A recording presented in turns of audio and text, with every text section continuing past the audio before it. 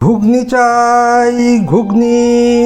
ঠিক বলেছেন, আজকের রেসিপি ঘুগনি। তেল গরম হলে দিয়ে দিলাম দুটো তেজপাতা, গোটা গরম মশলা, জিরে, পেঁয়াজ কুচি, আদা রসুনের পেস্ট, 3টে কাঁচা লঙ্কা। এখন সবগুলোকে একসাথে কুক করে নিচ্ছি।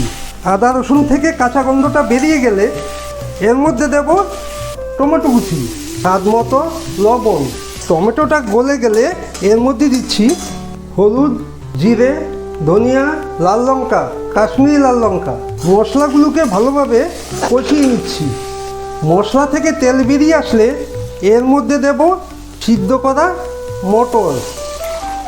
এর মধ্যে দিচ্ছি দুটো আলুকে হাত দিয়ে ম্যাশ করে, আর দিলাম গরম মশলা। টেস্টকে বাড়ানোর জন্য এর মধ্যে দিলাম কাসুরি মেথি। সব শেষে ধনেপাতা কুচি ছড়িয়ে